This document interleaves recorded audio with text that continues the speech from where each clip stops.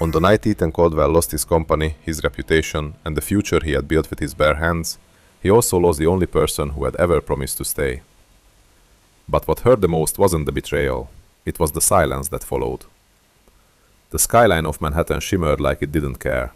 Inside the glass conference room on the 42nd floor, Ethan Caldwell sat motionless as the final investor closed his laptop. "I'm sorry, Ethan, we're out." 3 words, clinical, final. Across the polished table, men in tailored suits avoided eye contact. The presentation screen still glowed with projections of growth curves that would never happen. His startup luminary had been called the next big thing just 6 months ago. Tech blogs adored him. LinkedIn called him visionary. Twitter called him fearless. Now Twitter called him reckless. By 6 p.m., the headlines were live. Failed founder burns through $12 million. His phone vibrated endlessly. Not messages of support, but notifications. Tags, mentions, memes. He stepped into the elevator alone. By the time he reached the street, it was raining. Olivia Hart was supposed to meet him at their apartment in Soho. He rehearsed what he would say during the cab ride. "We'll figure it out. It's just money. I still have you." He needed to believe that last one. When he opened the apartment door, the lights were dim. Music floated softly from the bedroom. He frowned. Liv? No answer. He walked down the hallway, each step heavier than the last. The bedroom door was half open. Laughter. Low. Intimate. And then he saw them. Olivia's bare back arched beneath a man Ethan recognized instantly. Daniel Mercer, one of the investors who had publicly withdrawn funding that afternoon. The world did not shudder. It went quiet. Ethan didn't shout, didn't slam the door, didn't demand explanations. He stood there long enough to understand one thing. She hadn't chosen him when he was falling.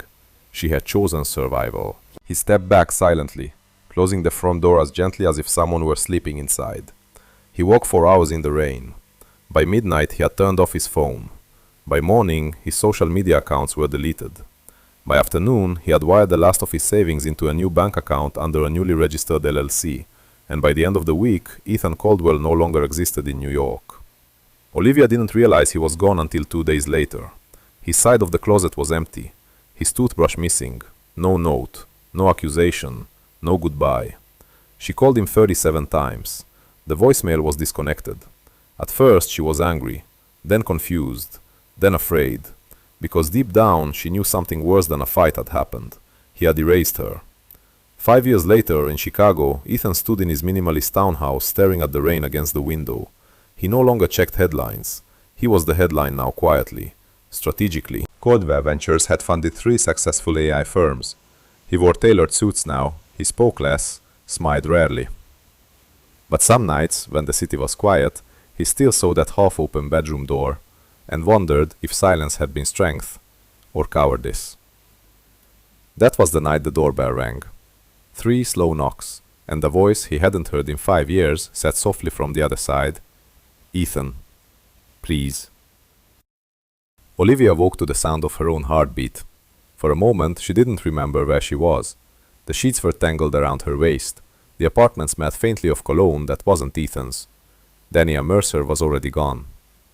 Sunlight cut through the sheer curtains, too bright, too unforgiving. She turned her head toward Ethan's side of the bed out of habit. Empty. A strange calm settled over her. Not guilt, not yet. Just a thin thread of irritation. He must have come home. He must have seen. She sat up quickly, scanning the room as if the walls might accuse her. "Ethan?" she called out, her voice dry. Silence answered. She slipped out of bed and pulled on one of Ethan's old Columbia hoodies, the one he wore during late coding nights. The fabric felt heavier than usual. The hallway was still. She walked into the kitchen. No coffee brewing, no laptop open on the island counter. No Ethan pacing while taking early investor calls. His phone charger was gone. Her pulse skipped. She rushed to the closet. His suit's gone. The navy carry-on he used for conferences gone. The bottom drawer where he kept old notebooks filled with ideas empty. Her irritation cracked into something colder. "No," she whispered. She grabbed her phone and dialed. Straight to voicemail. She called again. Disconnected. Across the Hudson, Ethan stood on a nearly empty train platform in Hoboken, staring at the digital departure board. He had slept less than an hour. Not because of heartbreak, because of clarity. The silence he chose wasn't weakness. It was control. If he confronted her, there would be explanations, justifications, tears, maybe even apologies. And he knew himself well enough to understand something dangerous.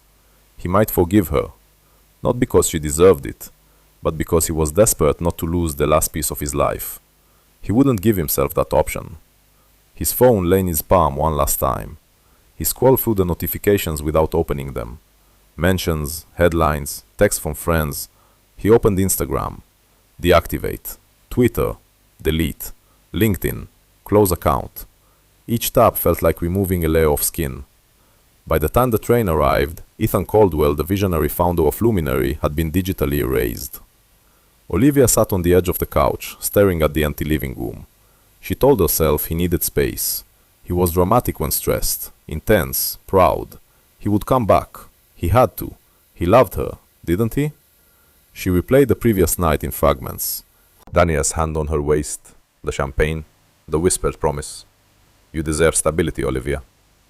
The humiliation of watching Ethan unravel publicly for months, the investors pulling back one by one, the fear of being tied to a sinking ship.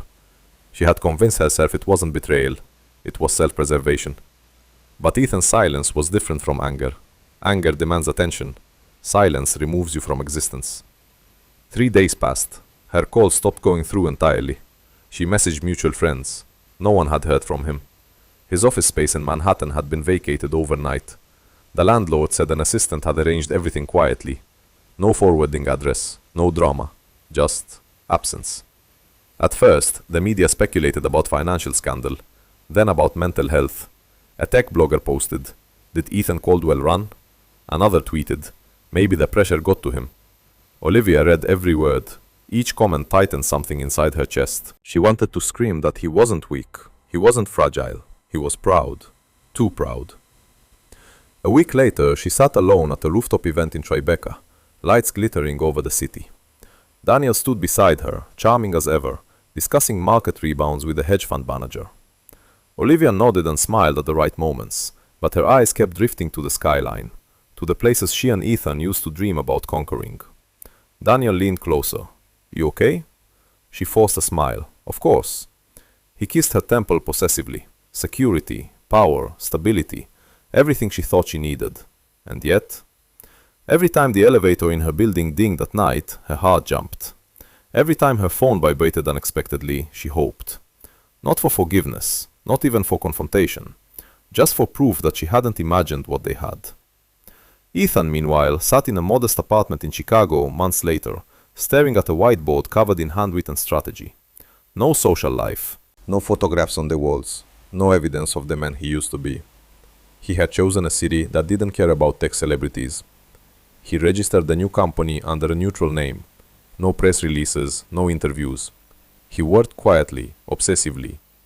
He rebuilt not out of ambition, but out of defiance. Some nights, exhaustion blurred his resolve. He would lie awake staring at the ceiling, replaying the image of that half-open bedroom door. Not the bodies, not the betrayal, but the realization. She had assessed his value and recalculated. He refused to be measured again. Back in New York, months turned into a year, then 2. The world moved on. New founders rose. New scandals erupted.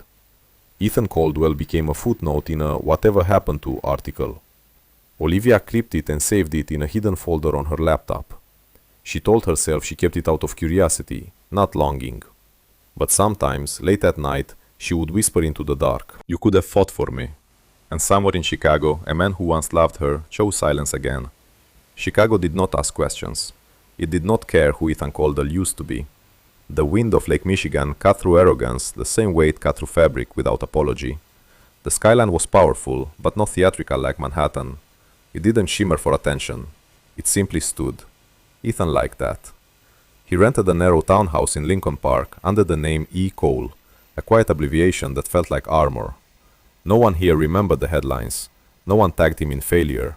He stopped introducing himself as a founder. He became an investor. It was cleaner that way. The first year was survival. He studied markets the way he once studied code obsessively, clinically, artificial intelligence infrastructure, cybersecurity, logistics automation. He noticed something most founders missed. Brilliance fails when ego drives it. So he built Coldwell Ventures differently. No flashy launches, no tech conference keynotes, no viral interviews. He invested in companies with disciplined founders, people who had already tasted loss. Pain, he believed now, was a better qualification than charisma. By year 3, his portfolio had tripled in valuation. By year 5, his name appeared in financial circles not as a prodigy, but as something more dangerous, predictable, controlled, ruthless with risk. At 37, Ethan had mastered stillness. Boardrooms felt like chess matches. He spoke little. When he did, it shifted the room. "You're chasing validation," he once told a young CEO during a pitch, "not sustainability." The room went silent. He funded the company anyway, but only after restructuring it entirely. His assistants described him as calm. Journalists called him strategic.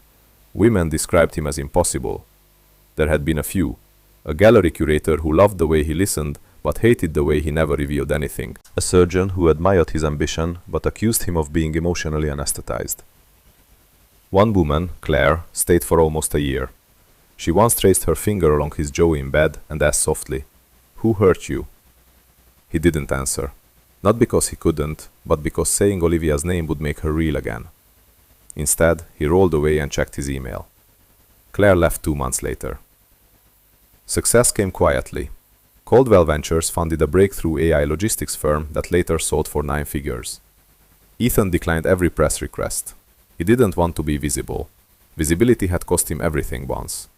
He avoided social media entirely. His digital footprint was minimal, curated by a discreet PR firm that posted quarterly updates with no personal details. No girlfriend, no lifestyle shots, no vulnerability.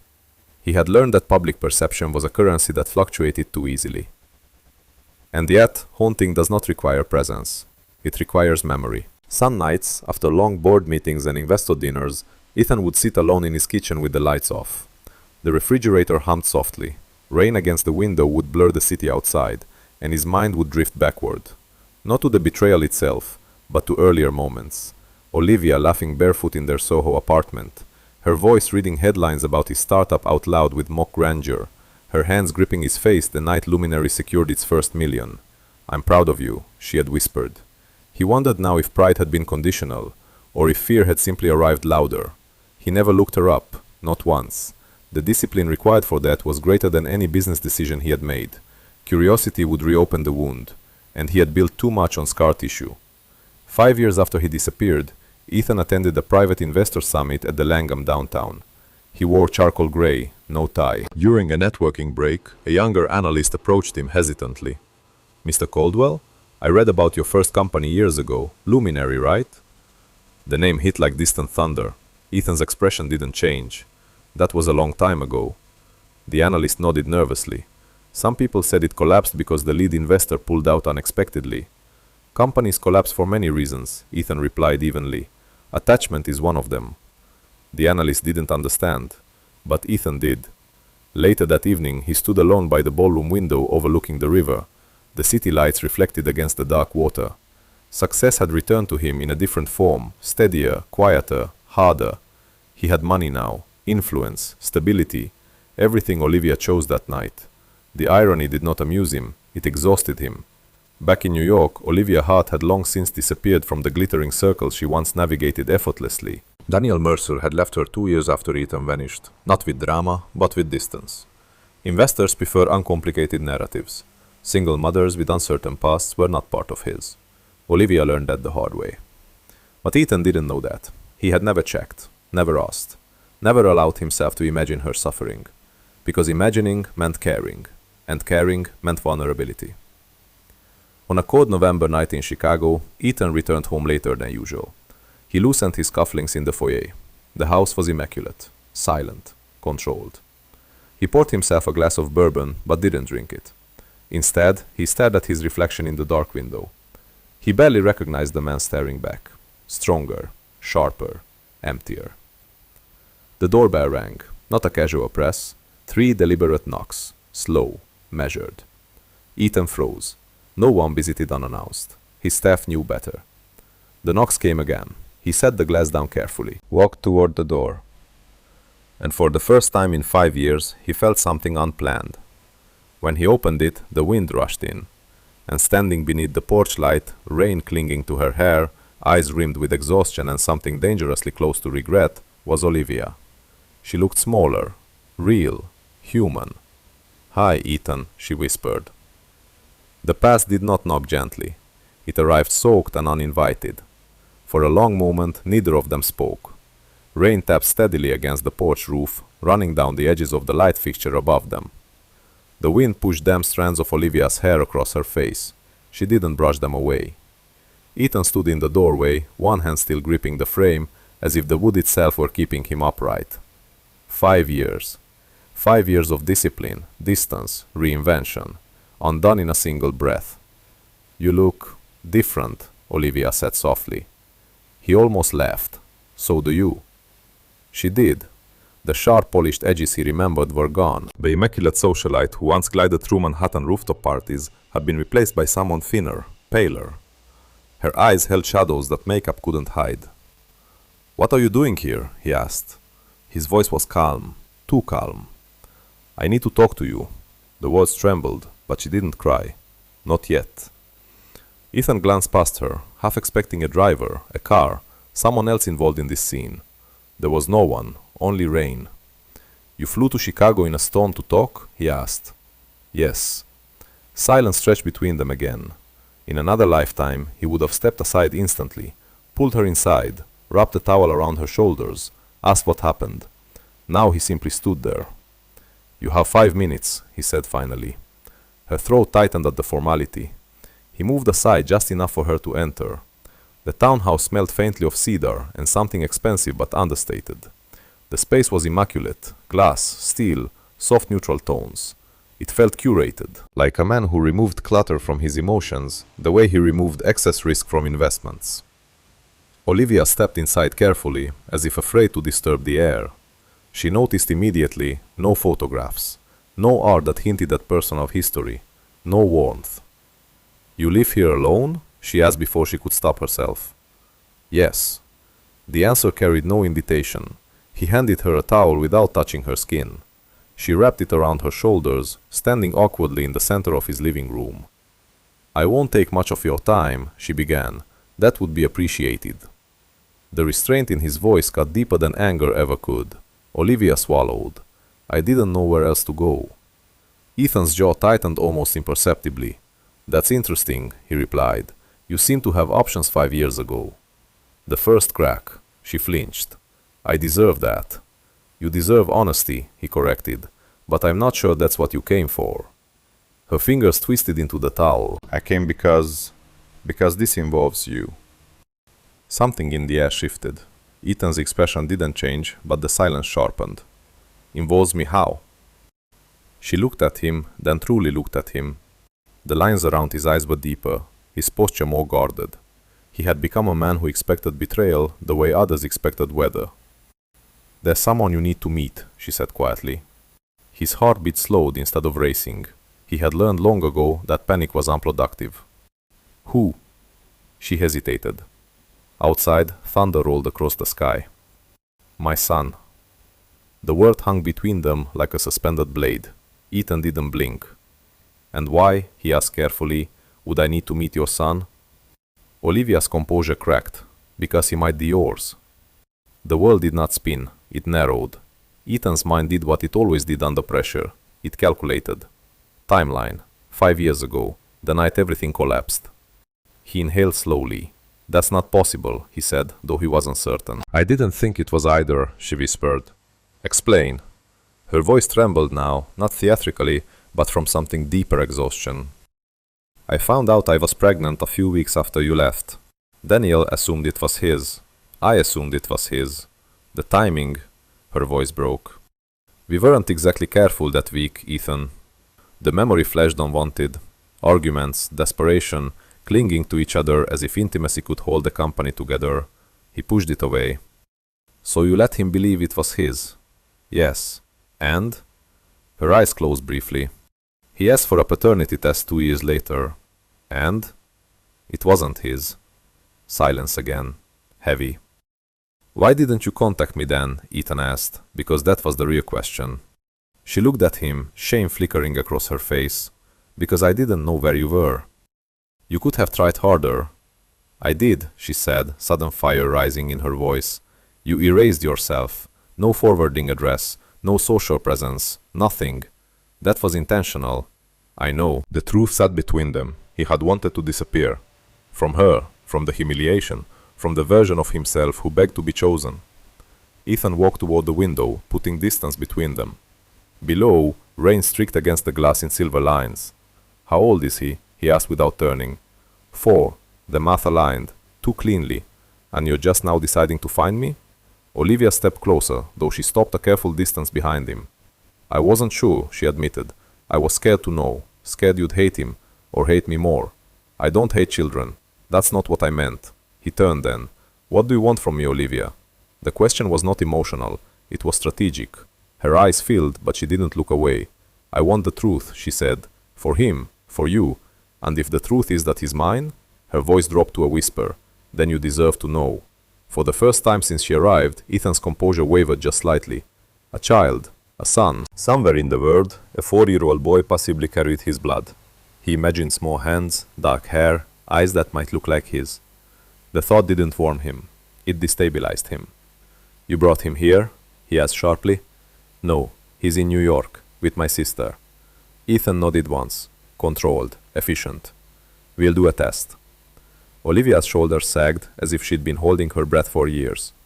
Okay, and if he's not mine? Her face tightened. Then I'll leave you alone forever. He studied her. 5 years ago, she chose security over him. Now she stood in his house, asking him to step into uncertainty.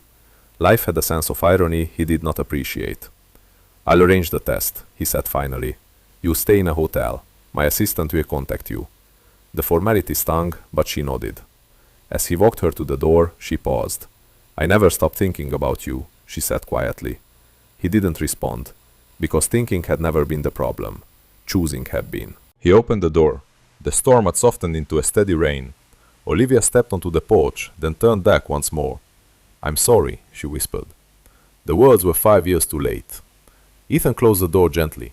He stood there for a long time afterward, not angry, not broken, but shaken.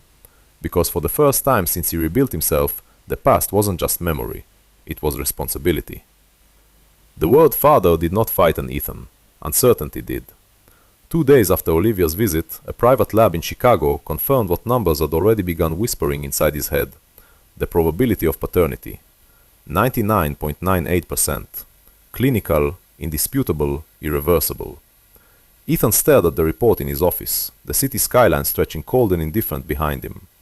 The paper did not tremble in his hand, but something deeper did. He had built his new life on control.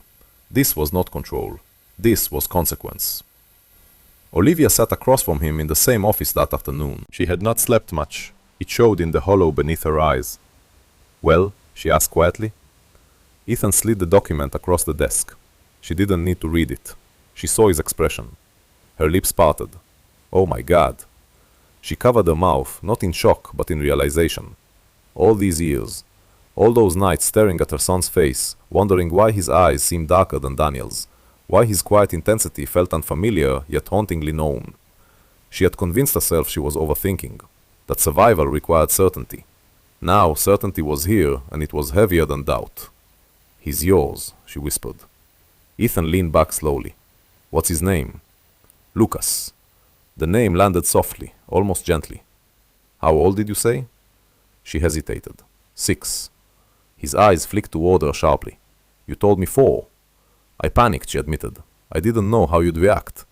6 years, 6 birthdays, 6 Christmas mornings, 6 years of first words, first steps, scraped knees, bedtime stories. Without him, the timeline aligned precisely with the night everything fell apart. The weak luminary collapsed. The weak Olivia had oscillated between clinging to him and drifting away. The weak fear replaced faith. Ethan pressed his fingers against his temple. Does he know about me? No, the word was small. He thinks Daniel is his father? Olivia shook her head slowly. Daniel left when Lucas was 2, after the test. And you never questioned it? I did, she said sharply. But you were gone, completely gone. The accusation lingered in the air. For the first time, Ethan didn't dismiss it. He had erased himself deliberately. He just hadn't calculated collateral damage. "Where is he now?" Ethan asked. "With my sister in Brooklyn. I told him I had a business trip." Ethan stood and walked to the window. The river below Chicago's bridges moved steadily, unbothered by human drama. "Describe him," he said. Olivia blinked. "What?" "Describe him." Her expression softened instinctively. "He's quiet, observant. He doesn't talk much in big groups, but at home he asks 1,000 questions. He loves building things Legos, model bridges. He hates loud noises." She swallowed. "He has your eyes." Ethan's jaw tightened. "And your stubbornness," she added faintly. He almost smiled. Almost. "Why now?" he asked without turning. The real question. Olivia hesitated. Because he started asking. Asking what? Why he doesn't have a dad. The words carried more weight than any accusation. He saw other kids at school. Father's Day events. Soccer practice. She exhaled shakily. "I realized I was raising him inside a lie." Ethan closed his eyes briefly. "You didn't come back because you missed me." "No." The honesty was brutal. "I came back because he deserves the truth." "And what about me?" Ethan asked quietly. Her voice broke then. "You deserve it too." Silence stretched between them again, but it was different now. Less about betrayal, more about reckoning. Ethan turned around slowly. "What do you want from me, Olivia?" Her answer was immediate this time. "I don't know." That, somehow, felt more truthful than anything else she'd said. "I don't know if you'll want custody, or visits, or nothing at all. I don't know if you'll hate me more. I couldn't keep him from you if there was a chance." Her shoulders trembled, but she held his gaze. "For years, I told myself he chose to leave us. I didn't know there was an us," he said quietly. "I know." The room felt smaller. Ethan walked back to his desk and sat down slowly. A son. He pictured a small boy with serious eyes, watching the world carefully before engaging. Like him. A child who might grow up believing he wasn't chosen. Like him. The irony tasted bitter. "What does Lucas like?" he asked suddenly. Olivia blinked through tears. "He loves dinosaurs and space. He thinks Saturn is the most beautiful planet." Ethan exhaled slowly. He had once written code that mapped satellite trajectories. The universe had always made sense to him. Human beings never had. "Does he look like me?" he asked, quieter now. Olivia reached into her purse. She hesitated only a second before pulling out her phone. She walked around the desk and held it out. Ethan took it. The photo showed a small boy sitting cross-legged on a living room floor, pieces of a half-built Lego spaceship scattered around him. Dark hair, serious expression, eyes that looked like they were always thinking. Ethan felt something unfamiliar crack open in his chest. Not love, not yet. Recognition. "He has your mouth," Olivia whispered. Ethan handed the phone back carefully. "When can I meet him?" The question came out steady, but it changed everything. Olivia inhaled sharply. "Whenever you're ready." He nodded once.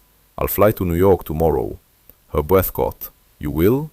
"Yes," he stood. "But understand something clearly." Her spine straightened instinctively. "This isn't about you and me. I know. If he's my son, I won't disappear again." The words carried weight, a promise he hadn't made lightly since the night he vanished.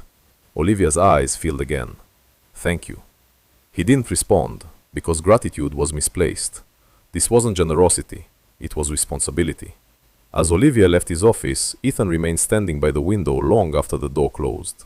He had spent 5 years mastering detachment, building walls so high nothing could reach him. And now a 6-year-old boy with Lego spaceships and questions about Saturn had walked straight through them without even knowing. For the first time since disappearing from New York, Ethan felt something stronger than pride, stronger than anger. Fear, not of losing, but of failing someone who hadn't yet decided whether to trust him. The second test wasn't Ethan's idea, it was Olivia's. They were seated in a quiet conference room at a private family law firm in downtown Manhattan 2 days later. The city outside moved with its usual ruthless rhythm, taxis honking, pedestrians rushing, ambition pulsing through glass towers. Inside, everything felt suspended. "I want it done properly," Olivia said, her voice steadier than before.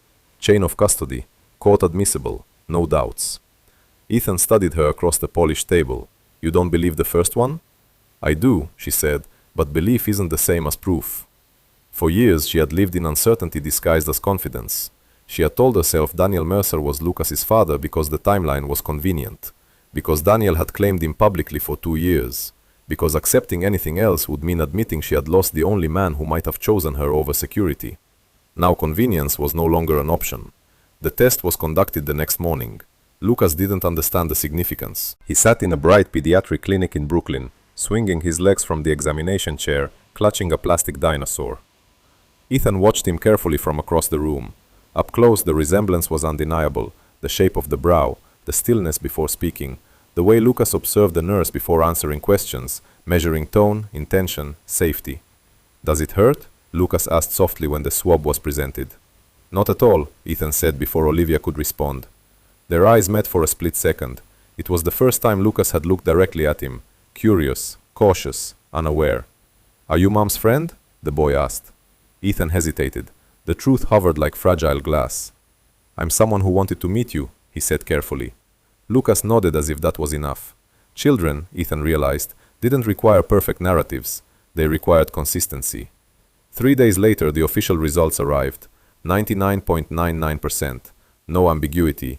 Lucas was his son. But that wasn't the unexpected part. The unexpected part came from something Olivia had done years ago, something she had never told Ethan about because she had buried it under shame. They sat in her sister's quiet kitchen in Brooklyn when she finally spoke. "There's something else," she said. Ethan felt the now familiar tightening in his chest. "What?" "When Daniel asked for the paternity test, I never saw the full report." Ethan's eyes sharpened. "What do you mean?" "He handled it privately through his attorneys. He just told me the child wasn't his." "And you accepted that?" Her jaw trembled slightly. "I wanted to. The admission was raw. I was already alone. He was pulling away. Investors were whispering. I was the woman who had chosen the wrong man publicly. I couldn't survive another scandal." Ethan didn't interrupt. "So when he said Lucas wasn't his, I assumed," her voice cracked, "I assumed it had to be yours. But I was too afraid to confirm it." "Afraid of what? That you'd reject him?" The words landed harder than accusation. For years, Olivia had believed Ethan might be Lucas's father, not with certainty, but with possibility. And she had chosen silence. Not out of manipulation, out of fear. "You believed he was mine," Ethan said slowly. "I suspected. And you never told me." "I didn't know where you were," she repeated, but softer this time. "And part of me thought, maybe you left because you didn't want a life like that. A failed founder, a cheating partner, a child conceived in chaos." She had constructed a narrative where his disappearance was also rejection. It had made her guilt easier to carry. Ethan stood and walked toward the window overlooking the brownstone-lined street. 6 years. 6 years of Lucas growing up under assumptions built on half-truths. "You let him think Daniel was his father," Ethan said quietly. "Yes."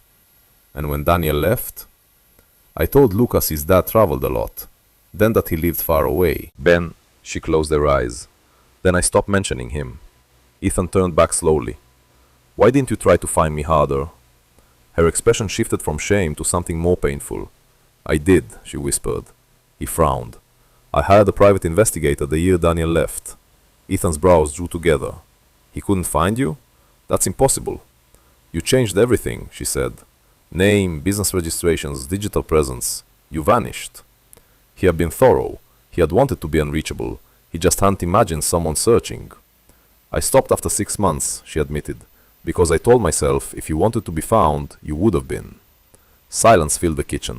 Both of them were guilty. Of pride, of fear, of choosing control over vulnerability. That evening, Ethan sat alone in a hotel room in Manhattan. The city that once defined him now felt foreign. He replayed Olivia's confession. She hadn't known with certainty. She had suspected. She had been afraid. He had disappeared. Both of them had chosen silence. And in that silence, a child had grown up without truth. His phone vibrated softly. A text from Olivia. "Lucas asked if you're coming to the park tomorrow." Ethan stared at the message. He typed slowly. "Yes." Then paused. "Tell him I'm looking forward to it."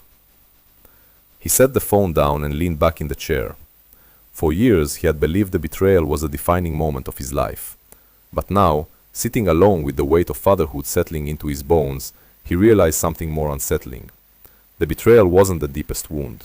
The silence was. Because silence had stolen time. Time with a son who loved Saturn. time that could never be reclaimed.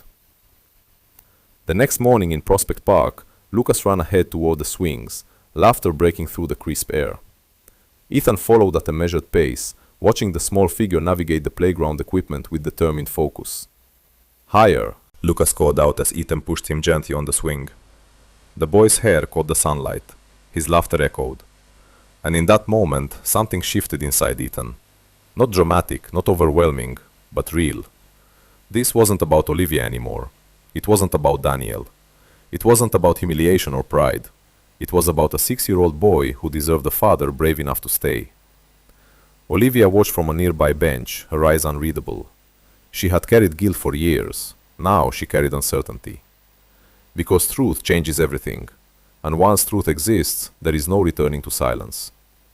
The park had emptied by dusk. Lucas had fallen asleep in the backseat of Olivia's car, his small hand still clutching a plastic dinosaur. The late autumn sky over Brooklyn was bruised purple, the air sharp with cold. Ethan stood on the sidewalk outside her brownstone, hands in his coat pockets. "Is he always that quiet at first?" he asked. "Yes," Olivia replied softly. "He studies people before deciding if they're safe." The word lingered. Safe. Ethan watched her carefully. "And am I?" She didn't answer immediately. "You're trying," she said at last. That wasn't forgiveness, but it wasn't rejection either. Inside the brownstone, Olivia tucked Lucas into bed. Ethan waited downstairs, alone in her living room. The space was modest, warm, books stacked unevenly, a child's drawings taped to the refrigerator. One crayon sketch caught his eye, 3 stick figures under a yellow sun, 2 tall, 1 small, no faces drawn yet. He looked away. When Olivia returned, the careful composure she had worn all day was gone. She sat across from him, knees tucked under her, exhaustion etched into every line of her body. "He asked if you're coming back tomorrow," she said. "I am." "And the day after?" "Yes." Her throat tightened. "Ethan," he met her gaze steadily. "Say it," he said. "You don't get to be calm about this," she blurted. The words startled even her.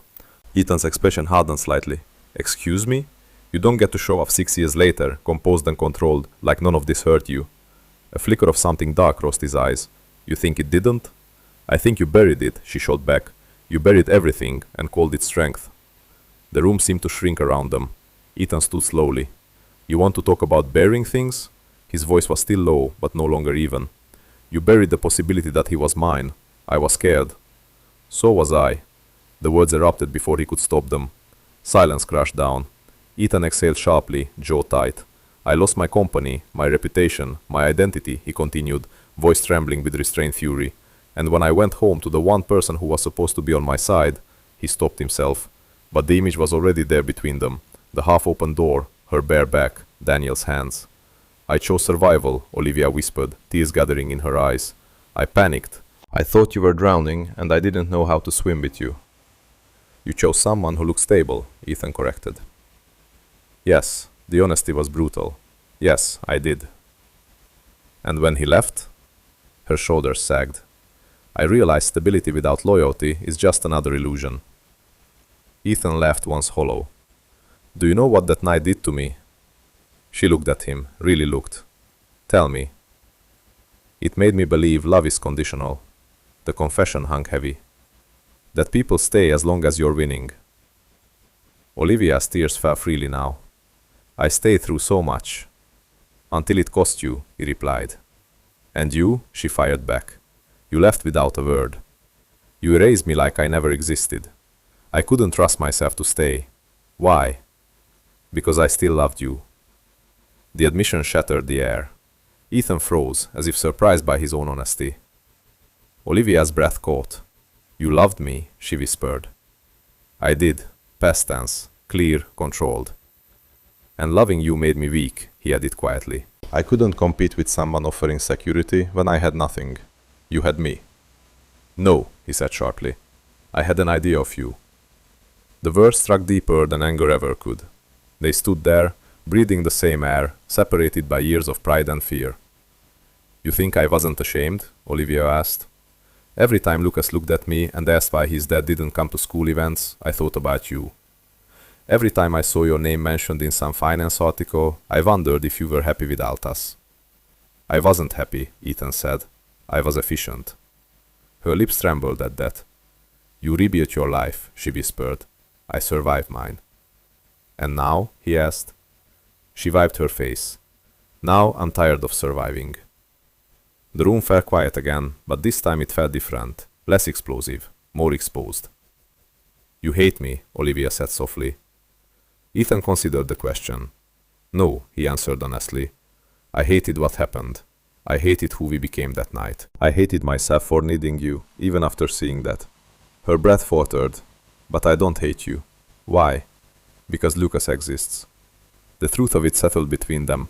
If he hated her, he would have to resent the path that led to his son, and he refused to let bitterness poison something innocent. Olivia stepped closer, but not too close. You think this is about ambition? She said quietly. About me choosing a richer man? It was. It was also fear. He held her gaze. Fear of what? Of being ordinary, of struggling, of watching you resent me when things didn't work out. He almost smiled. I would have resented myself, not you. I didn't know that then, and I didn't know you'd walk away. The symmetry of it struck them both. Two people who loved each other, two people terrified of losing status, both choosing pride over vulnerability, and a child born in the wreckage. Ethan sat down slowly. I don't know what this means for us, he admitted. It doesn't have to mean anything romantic, she said quickly. That hurt more than it should have. I'm not asking for that, she continued. I'm asking for you to stay in his life. He nodded. I will. A pause. And you? He asked. What about me? Are you staying? The question wasn't romantic, it was logistical, but something deeper moved beneath it. Olivia hesitated. My job is here, his school is here, and I'm in Chicago. Yes, reality reasserted itself. Distance, history, complication. Ethan stood again. I'm not the same man I was 5 years ago. I know. I don't know how to love recklessly anymore. I'm not asking you to. Silence, heavy, honest. Outside, sirens wailed faintly in the distance. Life moving forward, unapologetic. As Ethan walked toward the door, Olivia's voice stopped him. Do you regret disappearing? He didn't turn around immediately. Yes, he said at last. Do you regret loving me? A longer pause. No. The answer surprised them both. He opened the door. Cold night air rushed in. But neither of them felt as frozen as before. Because for the first time since the night everything fell apart, they had finally spoken the truth out loud. And truth, however painful, was no longer silent. The first time Lucas called him Dad, it wasn't planned. It slipped out, accidental, unpolished, real. They were sitting on the living room floor 3 weeks after the confrontation, pieces of a half-built Saturn V rocket scattered between them.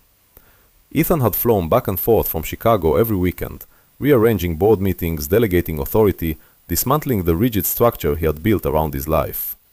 Lucas was explaining, with intense seriousness, why Saturn's rings were made of ice and rock.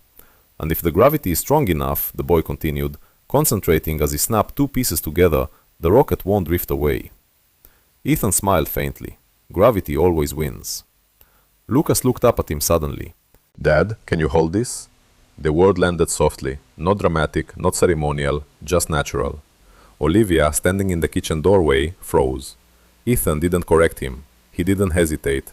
He simply reached forward and steadied the rocket. Of course, he said.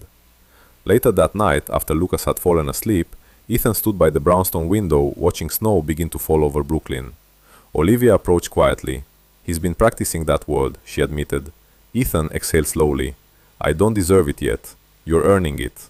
He turned toward her. The tension between them had shifted over the past weeks. It was no longer sharp with accusation.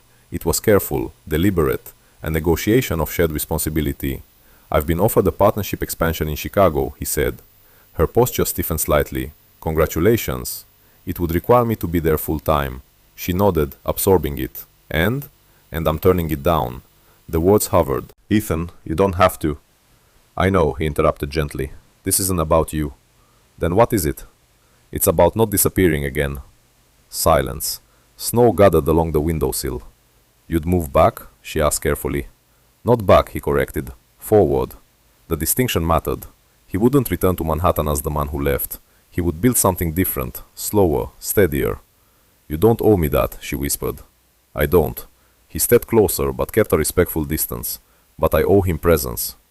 Over the following month, Ethan began restructuring his life. Coldwell Ventures opened a New York office, officially citing strategic East Coast expansion. Unofficially, Ethan rented a townhouse 15 minutes from Olivia's place. Not next door, not across the street. Close enough, far enough. He attended Lucas's parent-teacher conference. He learned how to braid shoelaces properly. He discovered that his son hated peas but loved astronomy documentaries. Responsibility did not arrive as fireworks. It arrived as routine. And routine, Ethan realized, was more intimate than passion ever had been. One evening, after Lucas had gone to a friend's birthday party, Olivia found Ethan assembling a bookshelf in her living room. "You don't have to fix everything," she said softly. "I'm not fixing," he replied. "I'm building." She leaned against the wall, watching him. "You always loved building." "I love proving something," he corrected.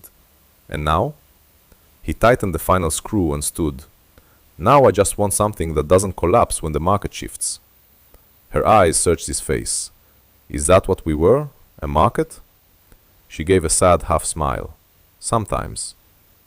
They stood there, the air thick with shared history. "Do you ever think about us?" she asked quietly. He didn't deflect this time. "Yes. And?" "And I don't trust us." The honesty stung, but it wasn't cruel. "I don't trust who we were," he continued. "Two ambitious people terrified of losing status. We loved each other, but we loved winning more." Tears shimmered in her eyes, but she didn't look away. "And now?" she asked. "Now I'm not trying to win." A long pause. "I don't know if that means we get another chance," he added, "or if we just become better parents than we were partners." Olivia nodded slowly.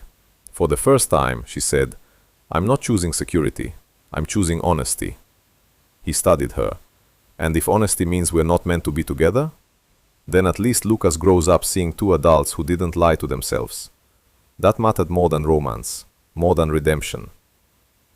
Weeks later, on a quiet Sunday morning, Lucas insisted they all walk to the park together. Snow had melted. Early spring sunlight softened the city. Lucas ran ahead, turning back occasionally to ensure both adults were still following. Ethan and Olivia walked side by side, not touching. Comfortable. Careful. "You know," Olivia said gently, "he told his teacher he has two homes now." Ethan raised an eyebrow. "Does he?" "Yes, he said one is where he sleeps. The other is where he learns how to build rockets." Ethan felt something warm settle in his chest. "That's accurate." They reached the playground. Lucas climbed the slide ladder, fearless. Halfway up, he paused. "Mom," he called. "Dad." Ethan stepped closer instinctively. Lucas grinned down at them. "Are you staying?" The question was simple. Not about tonight, not about romance, about permanence. Ethan looked at Olivia, not seeking permission, seeking partnership. She nodded slightly. Ethan turned back to his son. "I'm staying," he said. Lucas beamed and disappeared over the top of the slide. Ethan watched him laugh at the bottom, snow-muddied sneakers kicking up dust. 5 years ago he had vanished without a word. He had believed silence was power.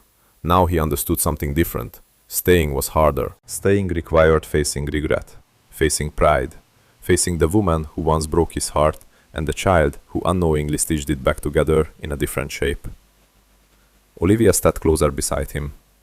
"Do you ever wonder," she asked quietly, "what would have happened if you hadn't walked away?" "Yes," he admitted. "And?" He watched Lucas run toward them, arms wide. "We wouldn't have him." The truth settled gently between them. Not everything broken needs to be restored. Some things need to be rebuilt into something new. Lucas crashed into Ethan's legs, laughing. Ethan lifted him effortlessly. Snowflakes began falling again, light, almost playful. And this time, Ethan Caldwell didn't disappear. He stayed. Not for love's illusion, not for pride, but for something steadier. Truth.